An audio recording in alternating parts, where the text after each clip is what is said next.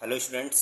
आज का टॉपिक है आपका NCERT class 11th exercise 1.1 introduction. हम समझाने वाले हैं चैप्टर 1 की। हम बात कर रहे हैं सेट्स की।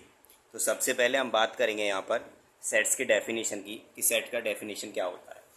Set is a collection of well defined objects are called set.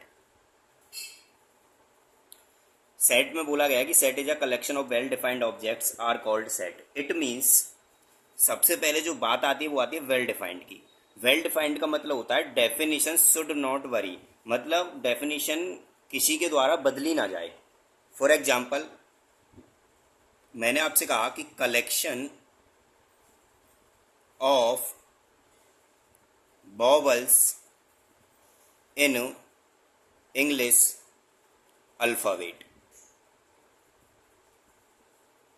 तो आपको पता है जो कलेक्शन करने हैं हमें वो वॉवल्स कलेक्शन करने हैं, किन में से करने हैं? इंग्लिश अल्फ़ाबेट्स में से। तो इंग्लिश अल्फ़ाबेट होते हैं हमारे वॉवल्स ए, ई, आई, ओ और यू। ये 5 वॉवल्स होते हैं हमारे पास, तो हम यही लिखेंगे। अब हम देख सकते हैं अगर मेरी तरफ से देखे जाएँ तो वॉवल्स यही रहेंगे और आपकी तरफ से भी देखे जाएँ तो वॉवल्स यही रहेंगे। इनको चेंज नहीं किया जा सकता, किसी के भी द्वारा ये चेंज नहीं हो सकते। इसका मतलब ये क्या हो गया, हमारे पास एक फिक्स्ड ऐसा केस हो गया जिसको किसी के द्वारा बदला ना जा सके। तो यही सेट है हमारे पास। सेट का डेफिनेशन कह रहा है कि set is a collection. Collection करना है हमें वेल डिफाइंड ऑब्जेक्ट्स का। अभी वेल डिफाइंड ऑब्जेक्ट्स हैं जो किसी के द्वारा बदले नहीं जाएंगे, इसी को हम क्या कहते हैं? सेट कहते हैं। अब बात आती है जब ये सेट है, हमने कहा ये सेट है, कह सकते हैं हम इट इज अ सेट। अब सेट को हम लिखेंगे कैसे? सबसे पहले बड़ी बात आती है यहाँ पे, सेट लिखा कैसे जाएगा। तो सेट को हम लिखते हैं, सबसे पहले तो हम ब्रेसेज यूज करेंगे। इसको बोलते हैं हम ब्रेसेज। मान लीजिए मैंने ए सेट से रिप्रेजेंट करा, तो इसमें ए, ई, आई, ओ, यू। तो ब्रेसेज में तो इनको बंद करेंगे और कॉमाज में इनको हम लिखेंगे। तो इन्हीं को हम क्या बोलेंगे? इस पूरे प्रोसीजर को हम क्या बोलेंगे? एक सेट बोलेंगे। ये एक सेट है। आई होप ये बात क्लियर होगी। मान लीजिए एक और एग्जाम्पल हम लें। हम आपसे कहते हैं collection of good mathematics book available in market. इस बार आपको क्या कलेक्ट करनी है? आपको कलेक्शन करना है गुड मैथमेटिक्स बुक्स का। अब गुड मैथमेटिक्स बुक्स का क्या मतलब है? गुड मैथमेटिक्स बुक का मतलब ये है, किसी बच्चे को तो आर डी शर्मा अच्छी लगेगी कि आर डी शर्मा अच्छी है, किसी को एनसीईआरटी अच्छी लगेगी, एनसीईआरटी कलेक्ट करेगा। मान लीजिए 2 कलेक्ट कर ली किसी बच्चे ने, और एक बच्चे ने क्या करा? आरएस कलेक्ट कर लिया और एनसीईआरटी कलेक्ट कर लिया। ठीक है, उनको ये अच्छी लग रही है। बात समझ में आ रही है? तो इसमें क्या हो रहा है कि डेफिनेशन जो है हमारे पास एक फिक्स्ड नहीं हो रही, हर किसी के द्वारा वो चेंज हो सकती है। जैसे किसी को आरडी और एनसीईआरटी पसंद थी, किसी को आरएस और एनसीईआरटी, तो दोनों में कंडीशन सेम नहीं आई। इसका मतलब क्या हो गया? It is not a set. आइयो भी बात क्लियर होगी। मान लीजिए हम एक और एग्जाम्पल की अगर हम बात करें, आपसे एक और एग्जाम्पल लेने की हम बात कर रहे हैं। मैंने कहा कि collection of most dangerous animal. मैंने कहा कि वो आपको कलेक्शन करना है, मोस्ट डेंजरस एनिमल कलेक्ट करने हैं आपको। तो क्या होगा इसमें भी किसी को तो आप समझते हो डॉग से ही डर लगता है, ठीक है, किसी को कैट से ही डर लगता है, ठीक है। ऐसा भी हो सकता है किसी को तो जो है हम कह सकते हैं लायन से डर लगता है, मंकी से डर लगता है किसी को। तो सबकी चॉइस एक जैसी नहीं हो सकती। किसी को डॉग से डर लगता है, किसी को कैट से, किसी को लॉयन से, किसी को मंकी के। इसका मतलब क्या है कि इसकी भी डेफिनेशन क्या हो रही है? चेंज हो रही है, ठीक है, वरी कर रही है। इसका मतलब जब डेफिनेशन चेंज होती है तो वो सेट नहीं होता। तो इसको भी हम क्या बोलेंगे? It is not a set. I hope ये बात क्लियर होगी, आपको समझ में आया होगा कि सबसे पहले सेट क्या है। हमने सेट का यहाँ पे डेफिनेशन दिया, फिर आपको बताया कि सेट को लिखा कैसे जाता है। आपको ब्रेसेज में और कॉमाज लगा के इसको लिखना है। फिर उसके बाद हमने कुछ एग्जाम्पल ऐसे लिए जो सेट ना हो, जैसे हमने गुड मैथमेटिक्स बुक्स ली और हमने मोस्ट डेंजरस एनिमल लिए। तो आई होप सेट आपको समझ में आया होगा। इसके बाद हम बात करते हैं फॉर्म ऑफ सेट की, कि फॉर्म्स ऑफ सेट क्या होंगी। तो डेफिनेशन के बाद यहाँ पे हम बात कर रहे हैं फॉर्म ऑफ सेट की। देखते हैं फॉर्म्स ऑफ सेट। सबसे पहले फॉर्म ऑफ सेट में हम बात करेंगे, ये जो सेट की जो फॉर्म है वो 2 टाइप्स की होती हैं। हमारे पास फर्स्ट फॉर्म होगी यहाँ पे टेबुलर फॉर्म, जिसको हम रोस्टर फॉर्म भी कहते हैं, रोस्टर फॉर्म भी कहते हैं इसको हम, ठीक है। दूसरी आती है set builder form, set builder form. या तो हम इसको टेबुलर फॉर्म पढ़ेंगे या रोस्टर फॉर्म पढ़ेंगे, और दूसरी होती है हमारे पास सेट बिल्डर फॉर्म। अब बात करते हैं हम टेबुलर फॉर्म की। टेबुलर फॉर्म को हम कैसे रिप्रेजेंट करेंगे, इसको हम करेंगे this form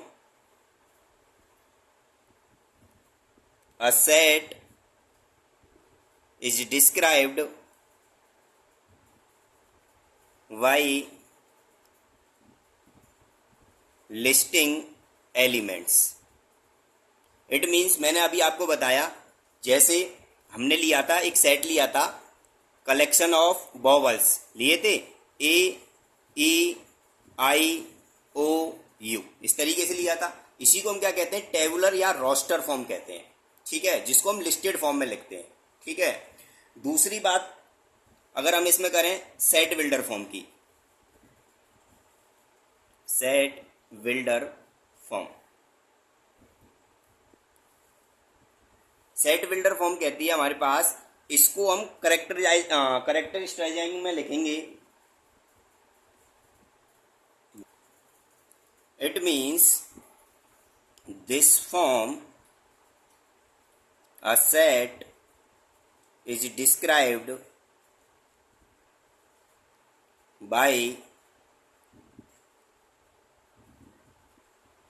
करेक्टराइजिंग property. Characterising property का मतलब है यहाँ करेक्टरिस्टिक प्रॉपर्टी।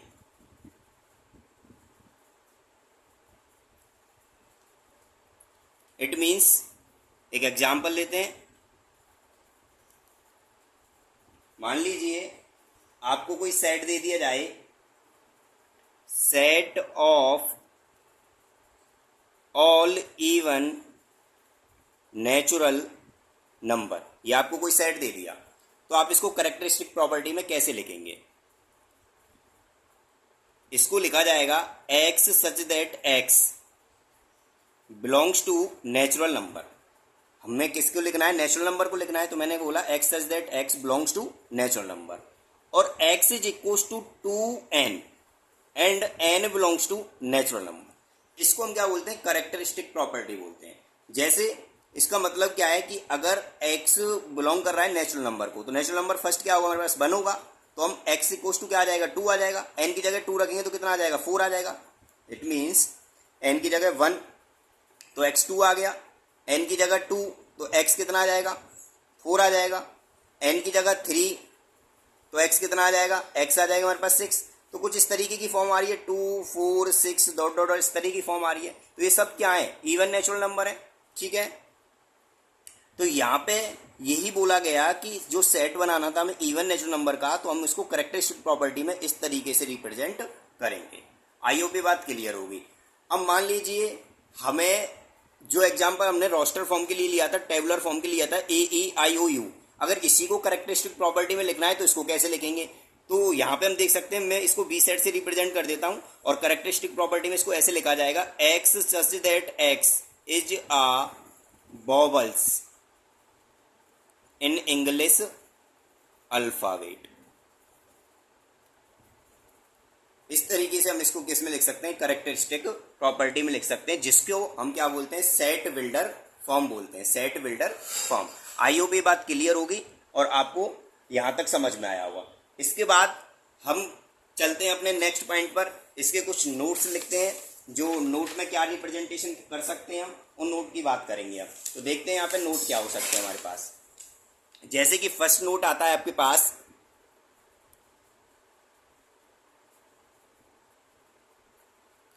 Order is इमर्टियल। इसका मतलब क्या है? इसका मतलब ये है ऑर्डर चेंज हो सकता है सेट का। मान लो मैंने अभी आपको एक सेट बनाया AEIOU, ये किसका सेट था? वॉवल्स का सेट था। वॉवल्स का सेट था। अगर इसको कोई स्टूडेंट ऐसे लिख दे EIUOA, तो कोई प्रॉब्लम नहीं है। जब पहले भी ये वॉवल्स का सेट था और अब भी ये किसका है? वॉवल्स का ही सेट रहेगा। तो इसको हम ऐसे बदलते हैं तो कोई प्रॉब्लम नहीं होगी। सेकंड नोट की हम बात करते हैं। Same element is not repeated. For example, आपसे बोला जाए कि set of all letters of the word school, तो यहां पे आप देख सकते हो जो ओ है वो आपका 2 टाइम्स आ रहा है। तो इसका अगर हम सेट बनाए तो इसका सेट सिंपल आपको बनाना है SCHO और L, ये आपको इसका सेट बनाना है। आपको O को 2 टाइम्स नहीं लिखना, 1 टाइम्स ही लिखना है। इसलिए यहाँ पे बोला गया है same element is not repeated. एक एलिमेंट को हम एक ही बार लिख सकते हैं, उसको रिपीट करके नहीं लिखना है। आई होप ये बात क्लियर होगी। थर्ड नोट की अगर हम बात करें, थर्ड नोट क्या होगा? Set of all natural number. अगर सेट बनाना है हमें ऑल नेचुरल नंबर का, तो हम इसको सिंपल ऐसे लिख सकते हैं कि जो सेट बनाना है हमें ऑल नेचुरल नंबर का, हम कह सकते हैं 1 2 3 4 डॉट डॉट डॉट, इस तरीके से हो सकता है। ठीक है। अगर इस फॉर्म को हम देखें तो ये फॉर्म मैंने अब तक बनाई है, किस में बनाई है? रोस्टर फॉर्म में बनाई है। तो ये कैसी फॉर्म है? एक रोस्टर फॉर्म है। ठीक है। अगर इसी set of all natural number को अगर हम किस में बदल दें? सेट बिल्डर फॉर्म में बदलें तो किस तरीके से बदल सकते हैं? X such that x belongs to natural number. ये क्या, ये भी क्या है मतलब है इसका भी? Set of all natural number, इसका भी मतलब यही है। तो आप इन दोनों में से किसी भी फॉर्म में इसको रिप्रेजेंट कर सकते हैं। आई होप ये बात क्लियर होगी। अब हम बात कर रहे हैं अपने नेक्स्ट टॉपिक की, जिसमें हम बात करेंगे बिलोंग्स टू और नॉट बिलोंग्स टू। ठीक है। तो नेक्स्ट टॉपिक आ रहा है हमारे पास बिलोंग्स टू और not belongs to. Belongs to को हम रिप्रेजेंट करेंगे इस सिंबल से और नॉट बिलोंग्स टू को रिप्रेजेंट करेंगे हम इस सिंबल से। बिलोंग्स टू के सिंबल्स को कट कर देंगे तो ये किसका बन जाएगा? Not belongs to. ठीक है।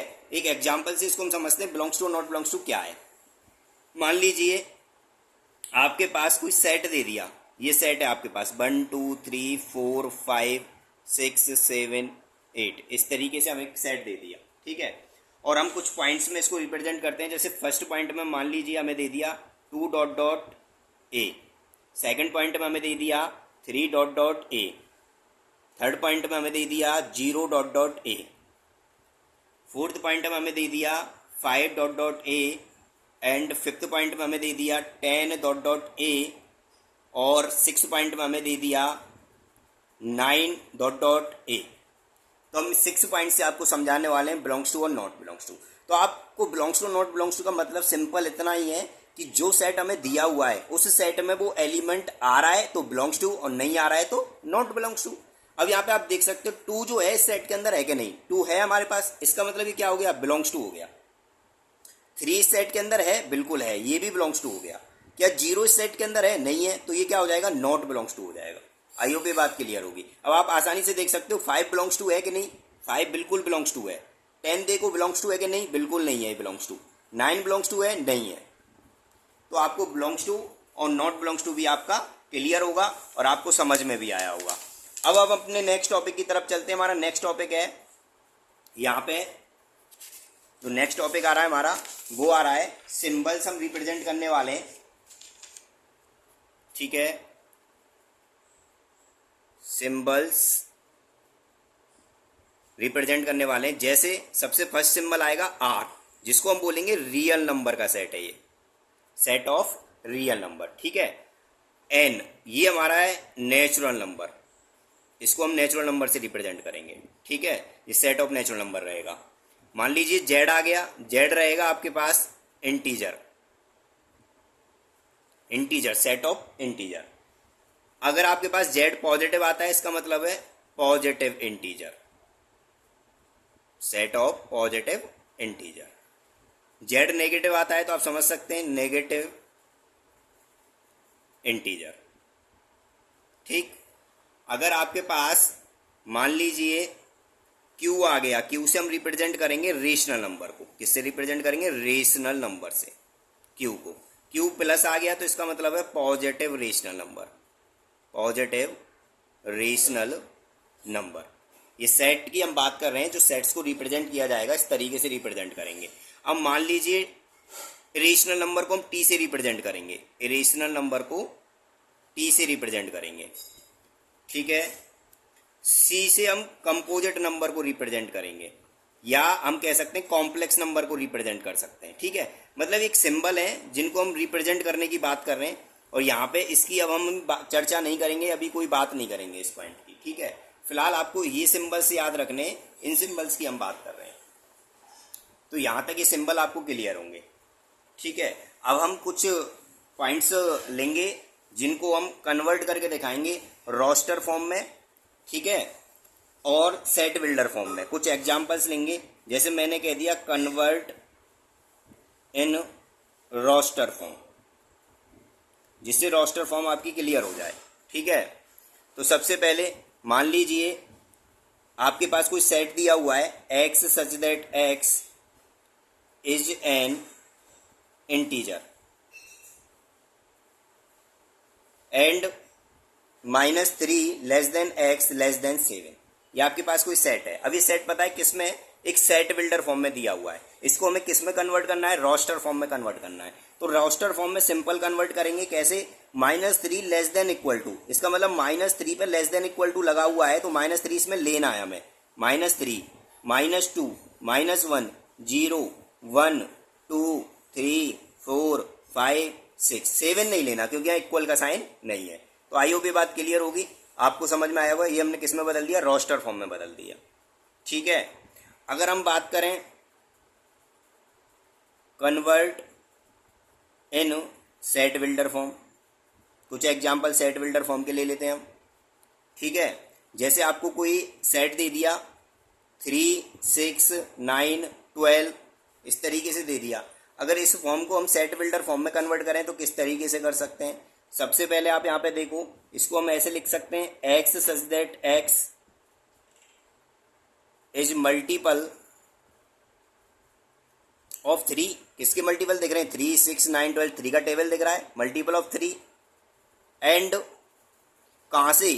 1 is less than x is less than equal to 4।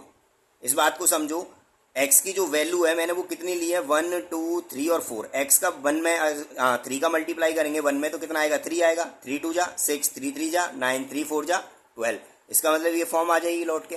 तो इसको हम किस फॉर्म में लिख सकते हैं? इस तरीके से सेट बिल्डर फॉर्म में लिख सकते हैं। या फिर हम और कैसे लिख सकते हैं? इसी फॉर्म को हम ऐसे भी लिख सकते हैं x such that x is equals to 3n for all 1 less than x less than equal to 4। इस बात को हम ऐसे भी तो लिख सकते हैं। आप देख सकते हैं, जो अगर n की वैल्यू जो है, n किसको बिलोंग कर रहा है? n बिलोंग कर रहा है यहाँ पे x को। मैं बोल देता हूँ जो n है वो x को बिलोंग कर रहा है। x मतलब यहाँ पे नेचुरल नंबर दिए हैं 1 से लेके 4 तक, ठीक है ना। इसका मतलब ये है। तो यहाँ पे समझो अगर n x की वैल्यू 1 है तो n की जगह मैं 1 रखूंगा तो ये कितना आ जाएगा? 3 आ जाएगा। फिर n की जगह मैं 2 रखूंगा तो कितना आ जाएगा? 6 आ जाएगा। n की जगह 3 रखूंगा तो कितना आ जाएगा? 9 आ जाएगा। और 4 रखूंगा तो कितना आ जाएगा? 12। तो इस तरीके की फॉर्म बन जाएगी। तो इसी फॉर्म को हम किस में कन्वर्ट कर रहे हैं? सेट बिल्डर फॉर्म में। तो इस सेट को हम 2 तरीके से सेट बिल्डर फॉर्म में लिख सकते हैं। आई होप ये बात क्लियर होगी और आपको समझ में आया होगा। अब हम बात कर रहे हैं इस एक्सरसाइज के इंट्रोडक्शन में लास्ट पॉइंट की, जो हमारे पास यहाँ पे रियल नंबर है। टॉपिक है रियल नंबर। रियल नंबर में सबसे पहले रियल नंबर के डेफिनेशन की बात कर लेते हैं, क्योंकि हम इसको 10th से पढ़ते आ रहे हैं। ठीक है, those numbers are represented on the number line. आपको बताइए ये नंबर लाइन होती है, यहाँ पे क्या हो सकता है 0 1 2 3, ये पॉजिटिव चलते हैं, यहाँ -1 -2 -3 इस तरीके से चलती है। ऐसे नंबर जो रियल नंबर जो नंबर लाइन पर रिप्रेजेंट हो जाएं, ऐसे नंबर को हम क्या कहते हैं, रियल नंबर। अगर बात करें रियल नंबर को हम किस तरीके से और रिप्रेजेंट कर सकते हैं, तो रियल नंबर को मैंने 2 पार्ट्स में बांटा। फॉर एग्जाम्पल, जैसे मैंने यहाँ पे ले लिया डेसिमल नंबर, दूसरा मैंने ले लिया नॉन डेसिमल नंबर। ठीक है, इसका मतलब है पॉइंट वाले नंबर, पॉइंट वाले नंबर, इसका मतलब है विदाउट पॉइंट वाले। ठीक है, जैसे यहाँ पे मैं कुछ एग्जाम्पल से आपको समझाना चाहूँगा। जैसे 1.12 है, ठीक है, आपके पास दूसरा नंबर आ गया 1.12 डॉट डॉट डॉट, और मान लीजिए यहाँ कोई दिया हुआ है 1.2345 डॉट डॉट डॉट। तो सबसे पहले यहाँ समझो, इसको हमने 10th में पढ़ा था, इसको बोलते हैं हम टर्मिनेटिंग। क्या बोलते हैं, टर्मिनेटिंग। ठीक है, यहाँ देखो डॉट डॉट लगा हुआ है, इसका मतलब नॉन टर्मिनेटिंग। ठीक है, और 1 2 क्या हो रहा है, रिपीट हो रहा है, एंड रिपीटेड। ठीक है, यहाँ पे देखो कोई भी रिपीट नहीं हो रहा, लेकिन डॉट डॉट लगा हुआ है, इसका मतलब नॉन टर्मिनेटिंग। ठीक है, अब जो 1 2 रिपीट हो रहा है ना, इसको हम ऐसे भी लिख सकते हैं 1.12 पर बार। ठीक है, अब ये जो दोनों नंबर है ना आपके पास, terminating, non terminating but repeating, अगर नॉन टर्मिनेटिंग और रिपीट कर रहा है, तो ऐसे नंबर को हम बोलते हैं रेशनल नंबर। क्या बोलते हैं, रेशनल नंबर। और ये वाला जो नंबर है आपका, इसको बोलते हैं हम इरेशनल नंबर, इरेशनल नंबर। ठीक है, तो आपको रियल नंबर की भी कहानी समझ में आ रही होगी। अब बात कर लेते हैं, हमारा पॉइंट है यहाँ पे नॉन डेसिमल नंबर। जो पॉइंट वाले नंबर हैं वो तो हमें समझ में आ गए, अब बिना पॉइंट वाले नंबरों की बात करते हैं। तो जिसमें फर्स्ट नंबर आता है, जो आप स्टार्टिंग से पढ़ते आए हो, नेचुरल नंबर। आप जानते हो नेचुरल नंबर क्या होते हैं, 1 2 3 डॉट डॉट डॉट। ठीक है, दूसरा आता है आपके पास इसमें होल नंबर।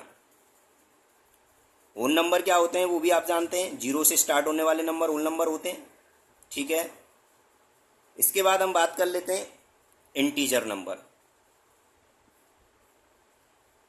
ठीक है, इंटीजर भी आप समझते हैं, जो मैंने अभी नंबर लाइन पर रिप्रेजेंट करे इंटीजर नंबर थे।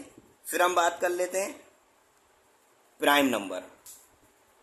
प्राइम नंबर क्या होते हैं, जो नंबर खुद से डिवाइड जाए और 1 से डिविजल हो। ठीक है, ऐसे नंबर क्या होते हैं, प्राइम नंबर होते हैं। बात कर लेते हैं कंपोजिट नंबर। कंपोजिट नंबर क्या होते हैं, आप कह सकते हो जो प्राइम नंबर नहीं है, जैसे 4 6 8 9, ये सब क्या है, कंपोजिट नंबर।